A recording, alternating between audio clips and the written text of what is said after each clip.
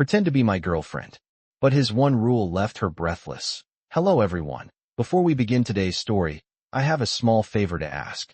Please hit subscribe and turn on the notification bell so you never miss our channel's new videos. It is quick, free, and the best way to support us in bringing you more dramatic stories. Your support means the world to us. Where are you watching from? Drop your city or country in the comments below. Thank you very much. Now, let us return to our main character. April Hart is not supposed to be here. She knows that from the moment she steps into the Eastwood Grand Ballroom, carrying a silver tray of champagne flutes that tremble just slightly in her hands. The chandelier above her glitters like frozen rain, throwing reflections across marble floors polished so perfectly she can see her own strained face in them. She is a waitress, a temp worker hired through an agency that pays her barely enough to afford a shared apartment and her mother's medication.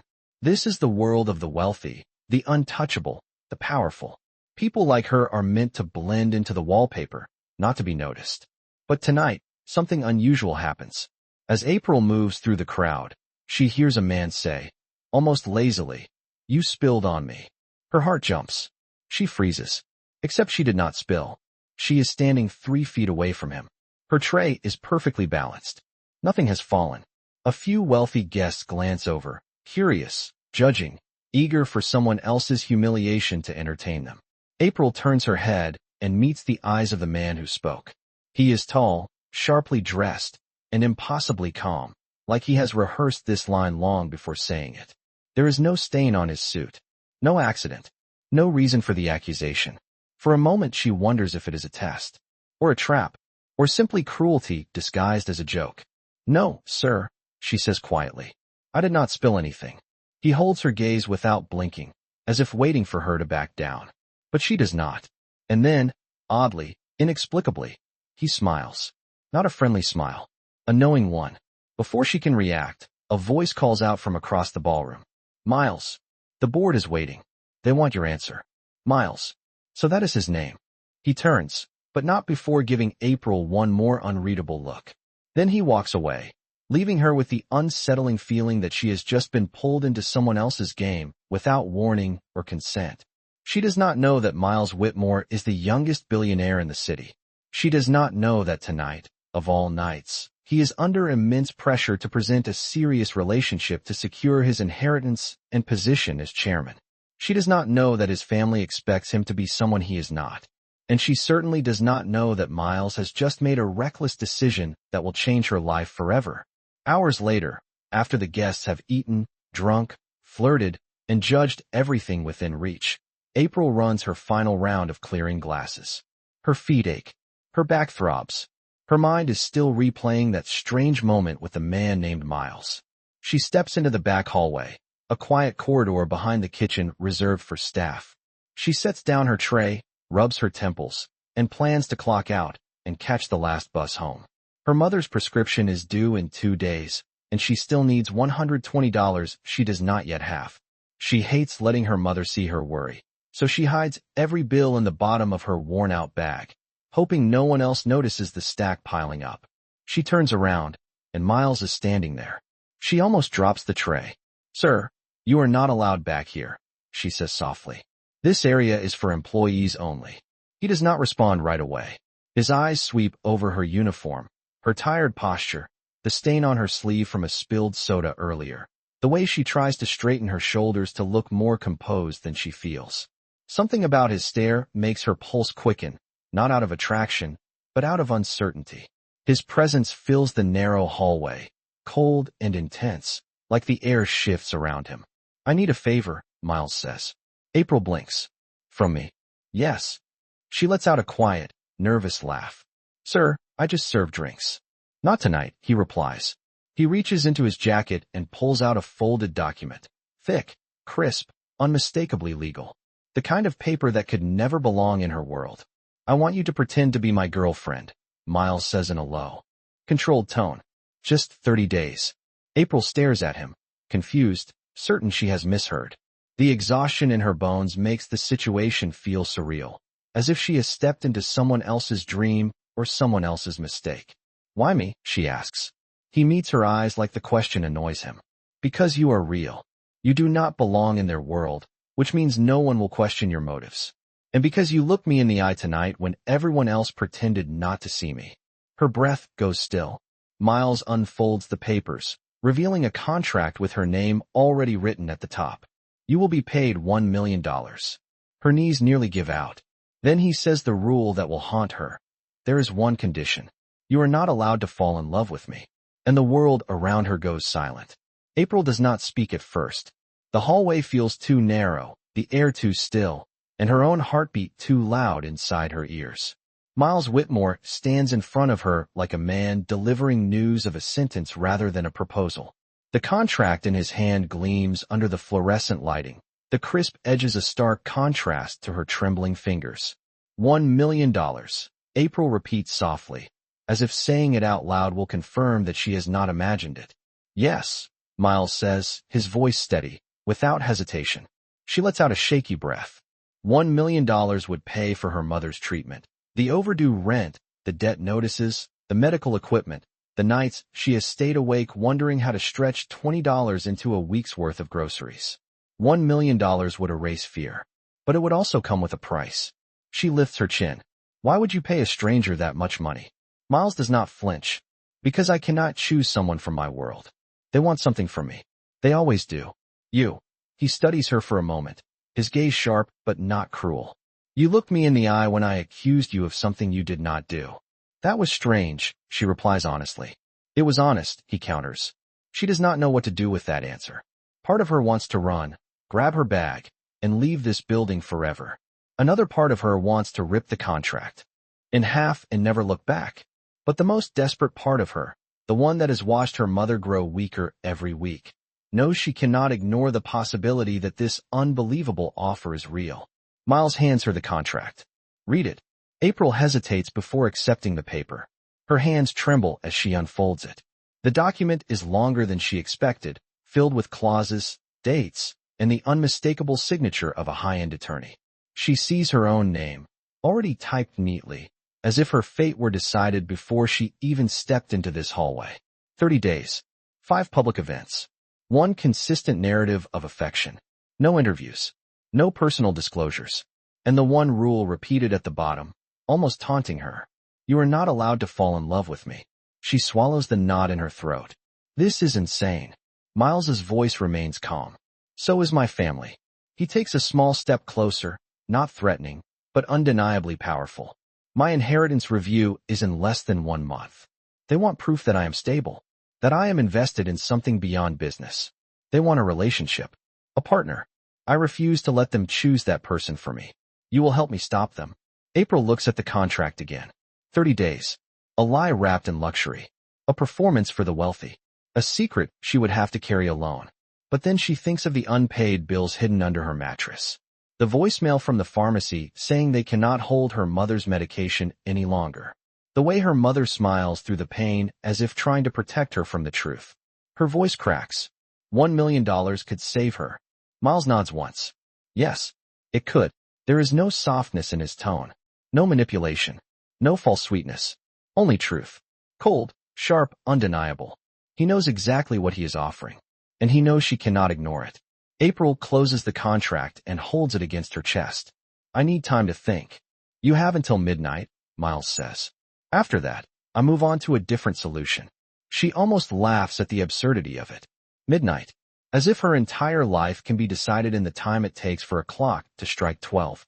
As if she is a character in a fairy tale that has been rewritten with legal documents and billionaires instead of glass slippers. Before she can respond, a door swings open nearby. A fellow waitress steps out, looks at them, and immediately senses tension. She quickly turns back and disappears without a word. April sighs. If I say yes, what happens next? Miles answers without hesitation. You will move into my penthouse for the duration of the contract. Her heart stops. Move in. It is necessary, he says. The board will expect to see us together.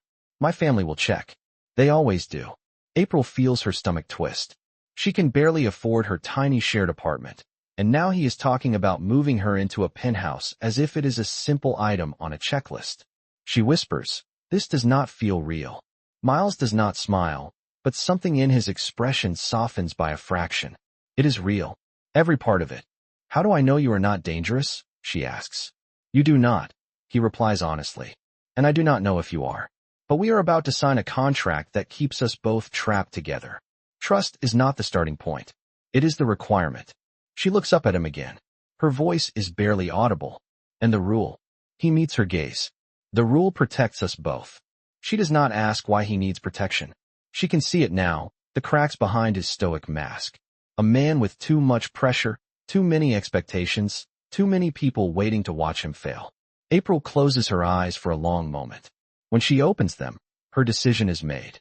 Where do I sign? She whispers. Miles hands her a pen. Right here, he says. She signs her name. The instant the pen leaves the paper, a strange silence fills the hallway, as if the world is holding its breath.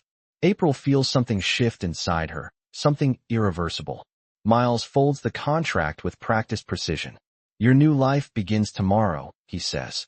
And just like that, April Hart steps into a future she never imagined, carrying both fear and hope in her shaking hands.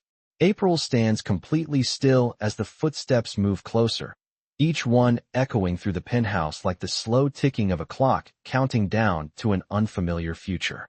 She closes the folder and places her hands on her lap, unsure whether she should stand, sit, or simply disappear into the floor. Her heart thuds deep in her chest as Miles Whitmore steps into view.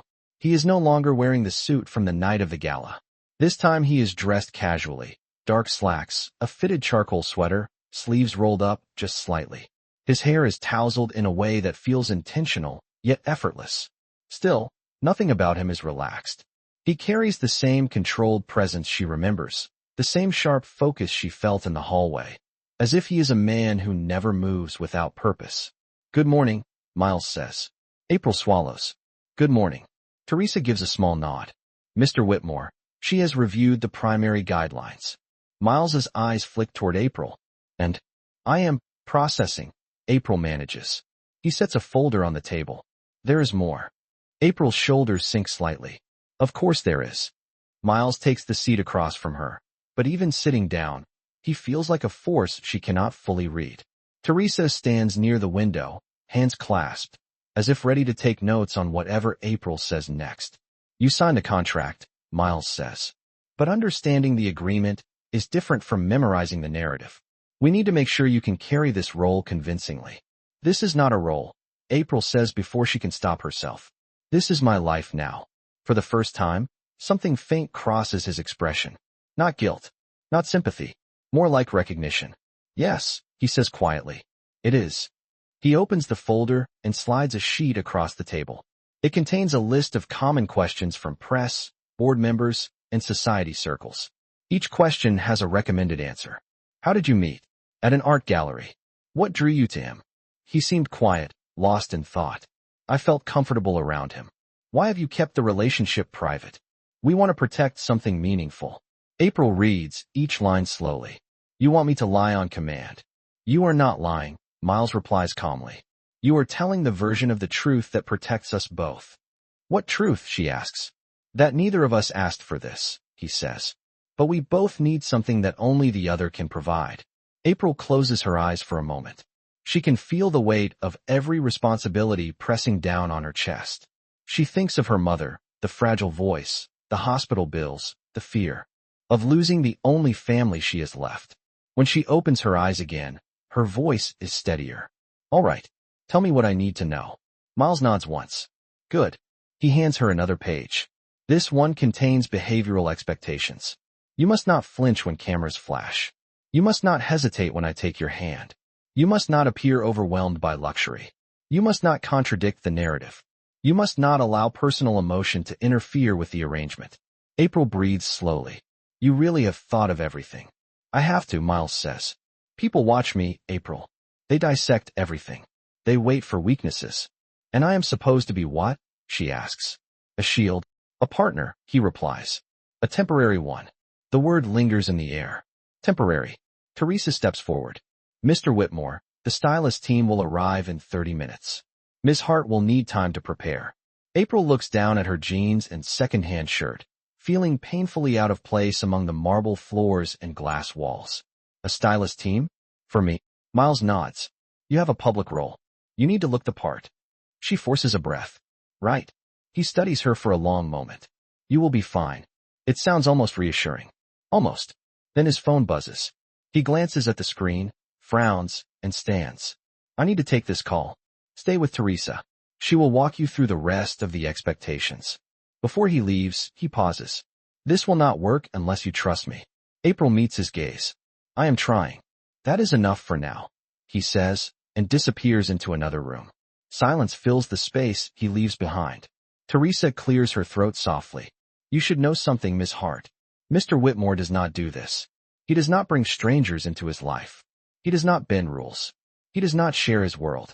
Then why me? April asks. Teresa considers her carefully.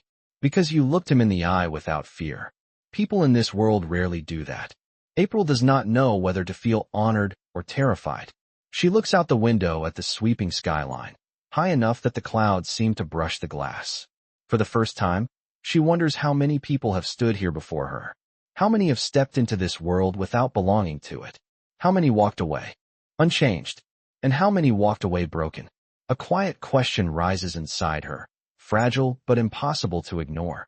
If you were suddenly thrown into a world far above your own, would you adapt, or would you lose yourself trying to survive it? Teresa places a hand on the back of a nearby chair. Let us begin, she says. There is much to learn. April takes a deep breath. Her new life is beginning faster than she can catch up to it. April does not realize how large the penthouse actually is until Teresa leads her down a long corridor lined with abstract paintings and recessed lighting. Every footstep echoes. Every reflection in the polished floors reminds her she does not belong here, not yet. She clutches her backpack a little tighter as they turn a corner and step into a bright, open room that looks like a hybrid between a studio, a boutique, and a movie set. 3 people are already waiting inside. A man with silver-framed glasses holding a tablet, a woman with a tape measure draped around her neck, and a makeup artist arranging brushes as carefully as a surgeon arranges instruments. When they look up and see April, their expressions shift into simultaneous evaluation. Teresa speaks first. This is Ms. Hart. She will require a full preparation session. The woman with the tape measure smiles warmly. I am Valeria. We will take good care of you. She glances at April's jeans. You can put your bag down. You will not need most of what you brought. April nods, but she keeps the bag on her lap for one more heartbeat before setting it gently on the couch. The man with the tablet steps forward. I am Adrian. I handle wardrobe coordination. He taps the screen twice. Mr. Whitmore approved the palettes last night. And I am Lily, the makeup artist adds. I promise I will not make you look like a stranger. Just a more polished version of yourself. April forces a small smile. Thank you. I appreciate that. Valeria claps her hands softly. Let us begin. Within minutes, April is standing on a low platform while Valeria circles her with the tape measure, jotting down numbers, calling out fabric preferences, and pulling dresses from racks that seem to appear out of nowhere. Adrian reviews each option with meticulous precision, checking colors against the light, holding up swatches to her face, and stepping back to study the overall effect. April has never been surrounded by so much attention. It feels overwhelming, almost suffocating. Yet beneath the anxiety, she senses something else, an odd, fragile hope that she might actually be capable of fitting into this world, even for a little while. When was the last time you had something tailored for you? Valeria asks gently as she pins the waist of a soft champagne-colored dress. Never, April admits. I usually buy secondhand. Valeria's smile is kind. There is nothing wrong with that. But for the next month, you will have pieces made exactly for your shape. That does something to a person. It teaches them they deserve to take up space. April exhales slowly. I am not sure if I am ready to take up space in Miles Whitmore's world. Adrian glances up from the tablet. That is why we are here. We help you step into the role, not pretend it. Lily waves April over to the makeup chair. Sit, she says. Let us find your face under all that worry. April laughs quietly and sits down. Lily works with a gentle touch, brushing color across April's eyelids, smoothing foundation along her cheekbones, and shaping her brows. She never covers April's freckles. Instead, she highlights them. When she is done, she turns the chair toward the mirror. April barely recognizes herself. She looks softer, brighter, like someone who could belong next to a billionaire. Not because she has changed who she is, but because she finally sees a version of herself that feels strong enough to stand beside him. Wow, she whispers. Lily beams. There she is. Teresa reappears at the doorway. Mr. Whitmore would like to see the progress. April's heart jolts. She stands, smoothing the dress nervously, and follows Teresa back into the hallway. Each step feels heavier, as if she is shedding her old life and stepping into a new one that still terrifies her. When they enter the living room, Miles is standing by the window, speaking quietly into his phone. Sunlight filters through the glass, throwing golden shadows across the floor. He ends the call and turns. The moment he sees April, he stops. His expression does not change dramatically, but something in his eyes shifts. An acknowledgement, a flicker of surprise, a silent calculation of the image she now presents. He walks closer, slow and deliberate. You look, he pauses, as if choosing his words carefully. Like someone who walks into a room and does not apologize for being seen. April blushes. That is all thanks to your team. I choose my team carefully, Miles says. Teresa hands him a printed schedule. Mr. Whitmore, she has reviewed the guidelines. I believe she will adjust quickly. Miles nods. We will find out tonight. April's breath catches. Tonight. The Whitmore Foundation Gala, Miles replies. Your first event. Her heart sinks. Already. It cannot be avoided, he says. The narrative begins now. She swallows hard. Do I have to speak? Only if spoken to, he answers. And you will answer as we rehearsed. He offers his hand, not in affection, but in instruction. Let us see if you can play the part. April hesitates before placing her hand in his. His grip is steady, warm, controlled. She senses the weight of the coming hours pressing between them. You will be fine, he says softly. She is not sure if he is reassuring her or himself.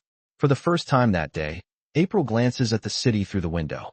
Lights are already flickering on below, thousands of lives weaving through the streets, unaware that hers has just collided with something far bigger than she can comprehend. The gala awaits. The performance begins in a matter of hours. And deep inside, April wonders if, by the time tonight ends, she will still recognize the girl she was before she stepped into this penthouse. April stands near the edge of the Whitmore Foundation Gala, her breath caught between awe and dread. The ballroom is nothing like the one where she first met Miles.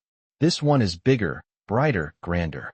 Crystal chandeliers hang like frozen waterfalls. A string quartet plays near the stage. Photographers move like restless shadows along the perimeter, cameras flashing every few seconds. But the attention is not on them. It is on Miles Whitmore. And because of the contract, it is now on her too. She walks beside him as he steps into the room, her hand resting lightly in his, just as they practiced. Every eye turns toward them. Conversations pause. People smile with the kind of interest that feels more like calculation. April feels her pulse accelerate, but she keeps her posture straight, just like Valeria taught her. Chin up, shoulders relaxed, eyes soft, graceful, not timid. Miles leans slightly toward her. Deep breath, he murmurs. I am trying, she whispers. You are doing fine. She wishes she believed him. Teresa appears beside them, silent and efficient. Board members are near the stage. They have already noticed you. Good, Miles replies. Let them. April swallows a rising wave of anxiety. As they weave through the crowd, people greet Miles with warmth that feels rehearsed, polished by years of business alliances and strategic friendships. He responds politely, but his smile is tight, his eyes constantly scanning the room, as if searching for threats she cannot see. Finally, they reach the cluster of board members. Among them is a woman in a deep emerald gown, tall, elegant, and radiating authority. Her gray-streaked hair is twisted into a sleek bun. She looks April up and down with cool, assessing eyes. Miles, the woman says. You finally brought her. Good evening, Evelyn, Miles replies. Evelyn Whitmore, his aunt, the one who holds significant influence over the board. So, Evelyn says, folding her hands. This must be April. April forces a small smile. It is nice to meet you. Evelyn tilts her head. Is it true you two met at an art gallery? April nods. Yes. I was admiring a landscape painting. He was standing nearby, and we struck up a conversation. Interesting, Evelyn says, her voice smooth but sharp. And here I thought Miles hated art galleries. Miles's jaw tightens, almost imperceptibly. People change. Do they? Evelyn asks. Or do they pretend? The silence around them sharpens. April feels heat rising in her face, but she remembers the guidelines. Do not flinch. Do not react. Maintain the narrative. I am not sure about pretending, April says softly. But I think everyone has moments where they surprise themselves. Evelyn studies her for a long, quiet moment. Then she smiles, or something like a smile. We shall see. Before April can respond, a reporter approaches with a camera crew. Mr. Whitmore, a moment for the press? Miles looks at April. This is it. The test they discussed. He nods. Of course. The reporter turns to April. And you must be the mystery woman everyone has been talking about. Mystery woman. April grips Miles's hand, steadying herself. Can you tell us your name? The reporter asks. April Hart, she says clearly. And how long have you and Mr. Whitmore been together? April glances at Miles, just briefly. He gives the slightest nod. She turns back to the cameras. 2 months. The reporter smiles. And what drew you to him? April's heart pounds, but she keeps her voice even. He seemed quiet, thoughtful. The room felt crowded, but he looked like he was somewhere else entirely. I felt comfortable around him. And do you see a future with him? The reporter asks. April hesitates for half a second, just long enough to feel the weight of the question. Then she answers. I see someone worth getting to know, she says. And I think that is a good place to start. Flash, flash, flash. The cameras capture every breath she takes, every corner of her expression. But there is no slip, no crack, no sign that she is anything other than the woman she is pretending to be. When the reporter moves on, Miles leans in. You did well.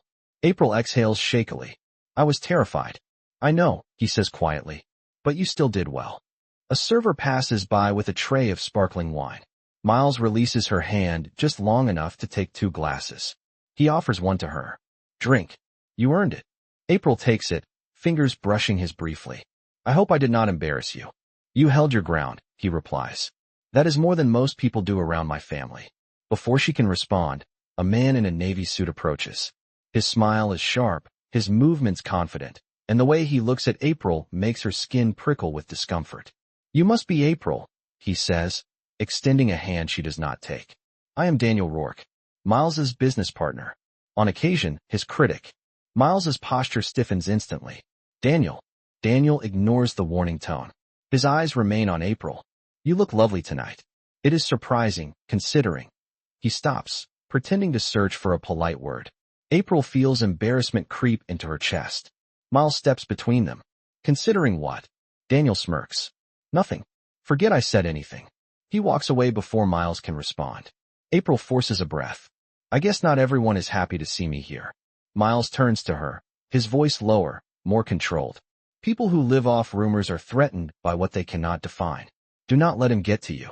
April nods, though the sting remains. As the evening continues, she finds herself drifting between small conversations, introductions, and forced smiles. It is exhausting, but she holds the narrative, every answer steady, every gesture practiced.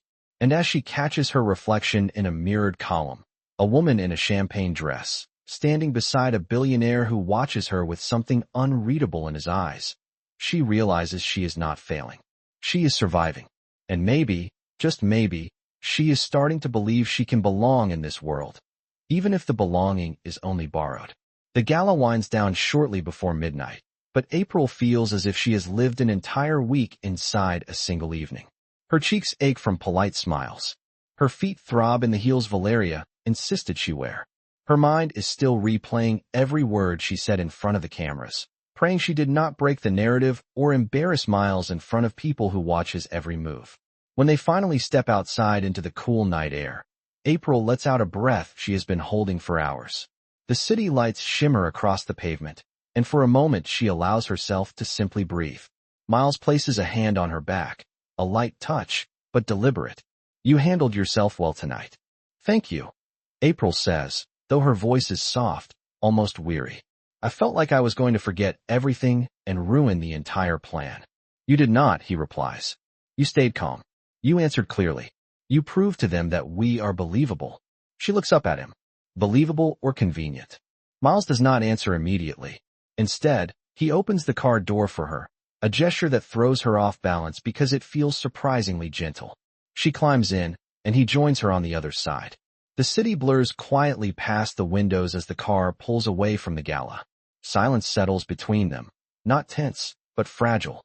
April glances at Miles, who is staring out the window with the distant expression she noticed the first night they met. A man carrying more weight than he shows. A man who seems both powerful and lonely. Does it ever get easier? April asks. Miles turns slightly. What do you mean? Being watched. Being judged.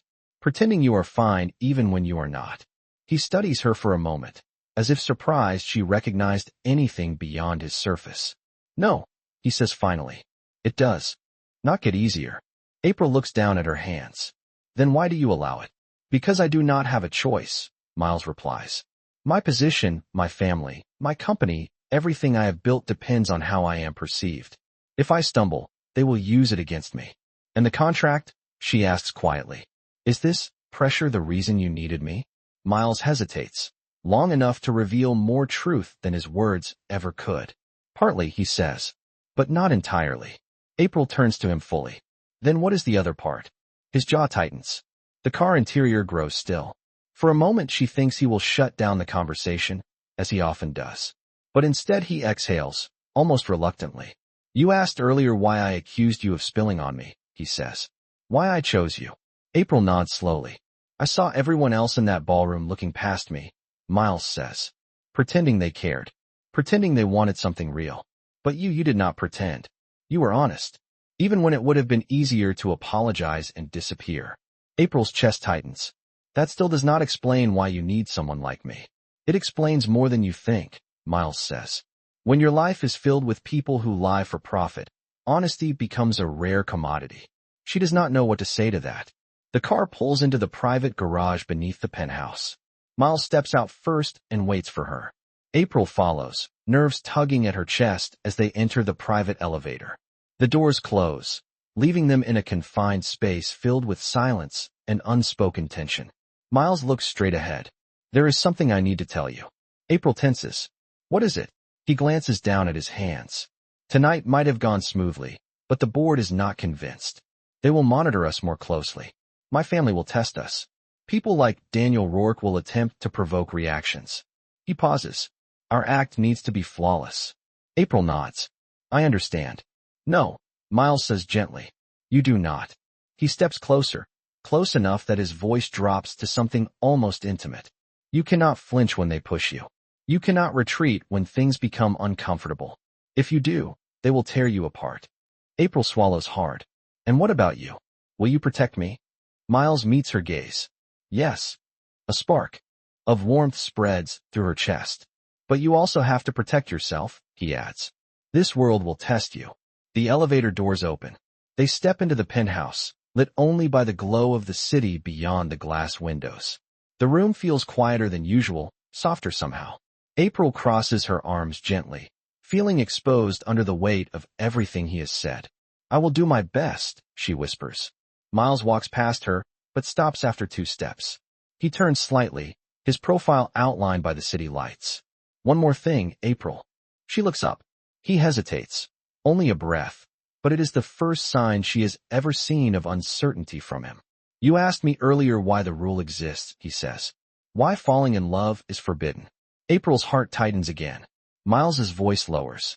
Because I have been in situations where feelings were used as leverage, where trust became a weapon. He pauses. I will not let that happen again.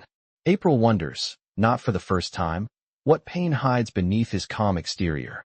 What memory he carries that makes him place emotional boundaries inside legal documents. She steps closer, gently, without thinking. I am not here to hurt you. I know, Miles says softly. But rules exist to prevent what we cannot predict. She absorbs his words slowly, feeling the weight of them settle inside her. A quiet question rises in her mind, one she knows many people would ask if they were in her place. Have you ever found yourself caring for someone you were never supposed to care about, and wondered if that was a mistake or a miracle? She does not speak it aloud, but the thought lingers. Miles turns away. Get some rest. Tomorrow will be more difficult. April nods. Good night. Good night, April. As she walks toward the guest room, She feels something shifting, dangerously, quietly, between them. Not love. Not yet. But the beginning of something that could challenge every rule they have signed. April wakes before sunrise, though she barely slept. Her mind replays every moment from the gala, every warning Miles gave her in the elevator, every look from his family that felt like a test she was not sure she passed. She washes her face, ties her hair back, and stands for a long moment staring at her reflection. She barely recognizes the woman looking back, a woman living in a penthouse filled with silent pressure and expectations that wrap around her like invisible chains. Teresa knocks at her door at exactly 7. Good morning, Miss Hart. Breakfast is ready. April steps into the dining area and finds the table set with more food than she has seen in a single morning in her entire life. Fresh berries, warm pastries, eggs, a selection of teas. Miles sits at the head of the table, wearing a dark suit, already reviewing documents on his tablet. Good morning, April says quietly. He looks up. Sit. Eat. You will need your energy. She takes her seat, unsure if she should speak. The tension from last night still feels present, layered beneath his composure. She pours herself tea with hands that tremble slightly. Miles notices. Are you all right? He asks. Just tired, she says. Last night was a lot. You held your own, he replies. More than I expected. She is not sure if that is a compliment or another subtle warning. Before she can ask, Miles's phone buzzes sharply. He glances at the screen, and his expression darkens. What is it? April asks. Miles stands abruptly.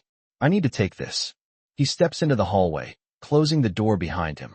April hears fragments of his voice. Sharp, controlled, quieter than usual, but unmistakably angry. Something is wrong. She tries not to listen, but her chest tightens with worry.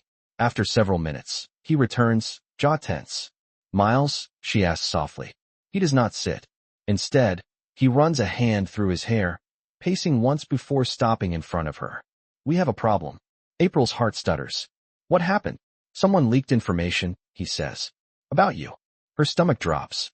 About me? What kind of information? Miles meets her gaze. Personal details. Your job at the catering agency. Your mother's illness. Even your apartment address. April's breath catches. How could they know all that? Someone is digging, Miles says. And they are digging deep. She feels the room tilt. Miles, my mother. They cannot involve her in this. I have already arranged protection, he says. A private security team will monitor the hospital. No one will approach her.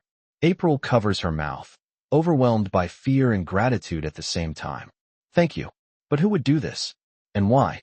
Miles's silence tells her he already knows. Daniel Rourke, she whispers. He is the most likely candidate, Miles replies. He has been threatening to undermine me for months. You gave him a new angle. April feels guilt settle heavily on her shoulders. I never meant to make your situation harder. You did not, Miles says firmly. This is not your fault. He would have attacked no matter what. You simply became the easiest target. The words sting. Teresa appears in the doorway. Mr. Whitmore, you need to see this. She hands him a tablet. Miles presses play. A video opens, grainy footage, clearly taken secretly. April watches in horror as she recognizes herself. She is in the hallway of the Eastwood Grand Ballroom, moments before she signed the contract, talking to Miles. The angle makes it look like he cornered her. It looks suggestive, manipulative, staged. A woman's voice narrates over the footage. Sources confirm that Miles Whitmore pressured a young employee into a relationship to secure his position on the Whitmore board. April feels ice spread through her veins. This is not what happened. Miles's jaw tightens. They are twisting the narrative, making it look like I exploited you, and like I accepted because I wanted something from you, April whispers. Teresa nods. The video is already circulating. Journalists are requesting statements. The board is demanding an explanation. April clutches the edge of the table, trying to steady herself. What do we do? Miles turns to her with a focus so intense it feels like the room narrows around them. We do nothing. Not yet. Nothing, April repeats. Yes, he says. They want a reaction. They want panic. They want a mistake they can use. We will not give them that. But if the board sees, they already have, Miles interrupts. And they will call an emergency session in the next day or two. That is unavoidable. April's chest tightens further. Miles, will this cost you everything? He steps closer, lowering his voice. Listen to me, April. I can handle the board. I can handle Daniel. What I need right now is for you to stay calm. If you fall apart, the entire narrative collapses. She nods slowly, though her hands still shake. Teresa glances at Miles. There is one more thing. April braces herself. Teresa turns the tablet around again. This time the article headline reads, "Who is April Hart? The truth behind the billionaire's mystery girlfriend." Beneath it is a photo of her standing alone outside her apartment building, taken from across the street, without her noticing. April's voice breaks. They were following me? Miles answers with deadly calm. Yes. Why? She whispers. To find a weakness, he says. Or create one. She wraps her arms around herself, heart pounding. I did not ask for this. I know, Miles says, stepping closer. There is something new in his voice, something protective, almost raw. But you are in it now, and I will not let them destroy you. She looks up at him, tears gathering in her eyes. How can you be so sure? Miles does not break eye contact. Because I have lost too much already. I will not lose this. A quiet tremor runs through April's chest. Fear, exhaustion, and something else she does not want to name yet. She wonders, silently, painfully, when someone protects you with that much intensity, is it loyalty, responsibility, or the beginning of something neither of you are ready to admit? Miles steps back just enough to steady himself. We prepare, he says, because the real fight starts now. The next 48 hours feel like a storm tightening its grip around the Whitmore empire. News outlets replay the altered hallway footage on a loop, drawing conclusions based on pixels, angles, and carefully cut audio. Social media explodes with speculation. Some accuse Miles of manipulation. Others accuse April of being a gold digger. None of them know the truth. April barely leaves the penthouse. Security guards stand outside the doors and at every elevator landing. Teresa moves like a shadow between phone calls and crisis management strategy sessions. The atmosphere feels tense, heavy, and suffocating. And through it all, Miles remains calm, too calm. A dangerous calm. On the morning of the emergency board session, April sits on the edge of the guest room bed, staring at the city through the window. Her hands rest on her knees, clasped tightly. There is a soft knock. April. Miles's voice. Low, gentle, steadier than she feels. She stands as he enters. Today he wears a charcoal suit and a dark tie, but what catches her attention is the expression on his face. It is serious, yes. Focused, definitely. But also protective in a way she has not seen before. Teresa said the board meeting is in an hour, April says. Do they want me there? No, Miles replies. This is between them and me. He pauses. And Daniel. April's stomach twists. I do not want you to go through this alone. A flicker of something warm touches his eyes. You already are not leaving me alone. He steps closer. April, I need you to understand something. What is happening right now is not because of you. It is because certain people want to remove me from my position. You are simply the angle they are using. She nods slowly. I know, but I still feel responsible. You are not, Miles says firmly. And I will handle this. I always do. He straightens his tie, exhales, and gestures toward the hallway. Come with me. There is something I need to show you before I leave. She follows him into his office, a space she has never been in before. It is lined with floor-to-ceiling shelves, filled not with trophies or corporate displays, but with charcoal sketches and notebooks stacked in neat rows. She recognizes the same style she glimpsed in the sketches on his desk the night of the gala. Miles stops beside a cabinet and unlocks the top drawer. He pulls out a folder, thick and meticulously organized. This, he says, placing it on the desk, is everything we need to expose Daniel Rourke. April blinks. Expose him. Miles opens the folder. Inside are documents, photos, time-stamped emails, and financial transfers. He has been embezzling funds from 3 joint ventures. Quietly, slowly, just enough to hide in plain sight. And he has been using shell companies to funnel money into accounts offshore. April's mouth falls open. You knew? For a long time, Miles says. But I needed proof. And now, with the stunt he pulled using you, I have no reason to hold back. He taps the papers. This is decisive. This will end him. April feels a mix of shock, relief, and disbelief. Why did you not use this sooner? Because it would have caused chaos, Miles says. And because part of me wanted him to give up on his own. His expression hardens. But he chose war. April's breath catches. Miles, this is dangerous. I grew up in this world, he replies. Danger comes with the territory. He closes the folder. I will present everything to the board today. By the time I am done, Daniel will be removed permanently. April hesitates, then speaks softly. What if the board still doubts us? What if they think the contract makes me a liability? Miles turns to her fully, eyes steady. Then I will tell them the truth. April's heart stops. The truth. That our relationship is not about manipulation, Miles says. And that I respect you more than they respect anyone. Her cheeks warm. Miles, he steps closer, his voice lowering. I will not let them use you as ammunition against me, or as a weapon against themselves. Teresa appears at the door, clearing her throat softly. Mr. Whitmore. It is time.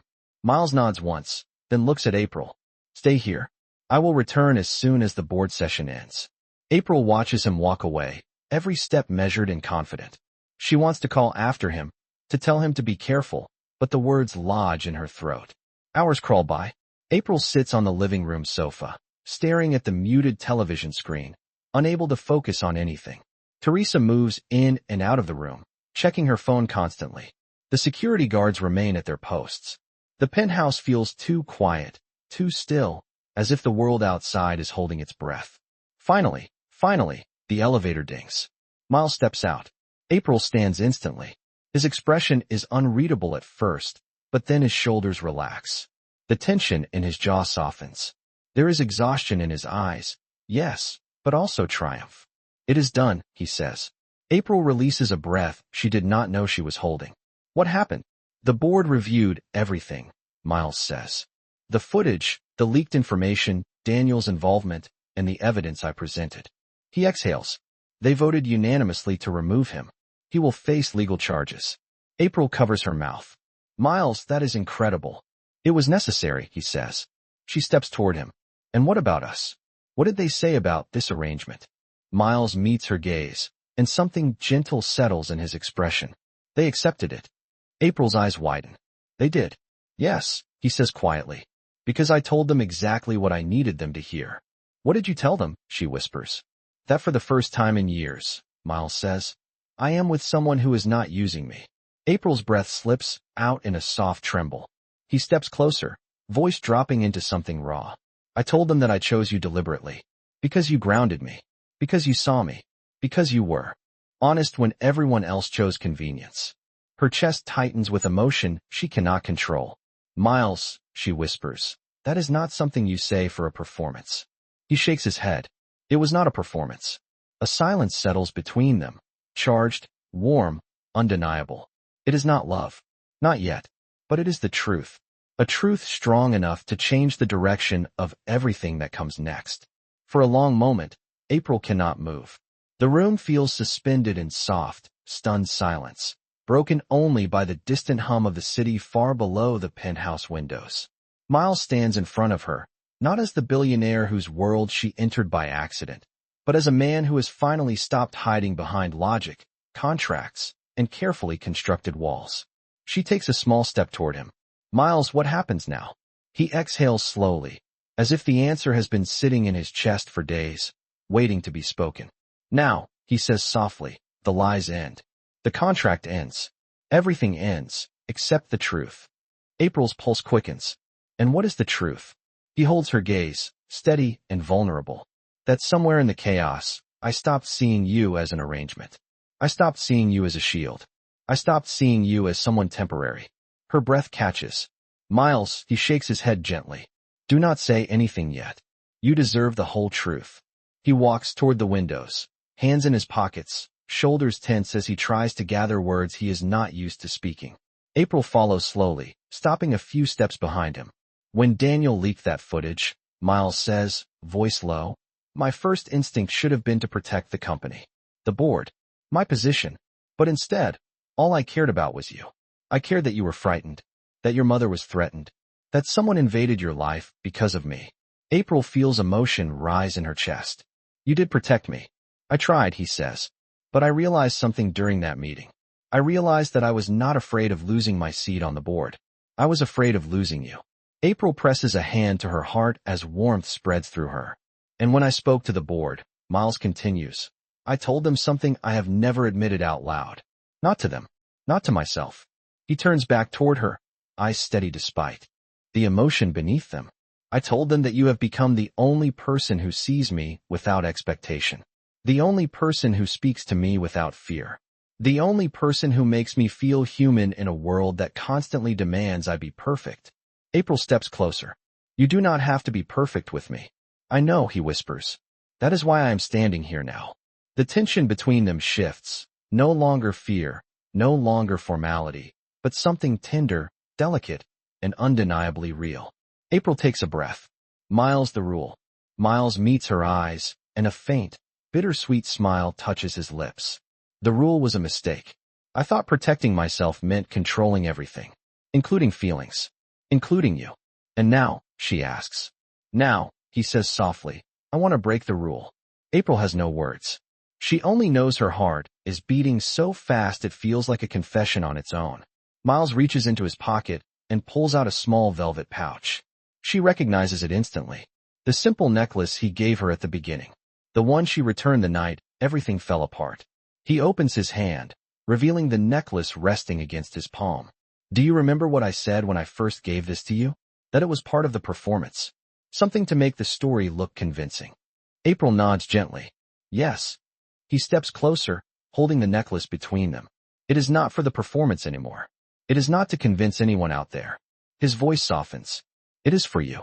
Only you. Her throat tightens as he moves behind her, brushing her hair aside. His fingers graze her neck as he clasps the necklace gently. The touch sends a quiet shiver through her. When he steps back in front of her, his expression is unguarded. Honest. Real. April Hart, Miles says softly. I do not want a contract. I do not want an arrangement. I want you. Without rules. Without fear. Without pretending. Tears gather in her eyes. Are you sure? After everything? After the risks? He nods slowly, firmly. I am sure. April feels something inside her release. Something she has held too tightly since the moment they met. She reaches up, touching the necklace gently. This whole time, she says, voice trembling.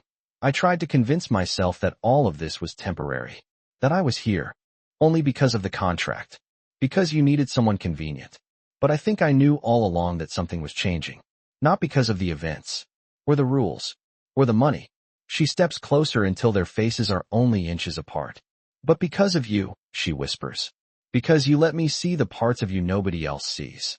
For the first time since she has known him, Miles seems breathless. There are no more lies. No more conditions. No more boundaries written in ink. He lifts a hand slowly, giving her time to pull away. She does not. His fingers brush her cheek, gentle and reverent. April, he murmurs, tell me this is real. She leans into his touch. It is real. He closes his eyes just for a moment, as if letting the truth settle into him. Then he does something he has resisted from the moment they met. He pulls her into his arms. April melts against him, her hands resting on his chest as he holds her with a tenderness that breaks through every wall he built to keep the world out. His embrace is warm, steady, full of promises he has not spoken yet, but she can feel them all the same. When they finally pull back, their foreheads rest lightly together. Miles whispers, no more rules. April smiles through her tears. Only one. He opens his eyes. What is it? Let yourself be loved. The silence that follows is soft and full and complete. And somewhere deep inside herself, April feels the certainty she has been afraid to name. Sometimes relationships that begin with a contract become the most real thing in your life. Do you believe love can grow from impossible beginnings? Miles takes her hand. This time, it is not part of the performance. It is part of the future.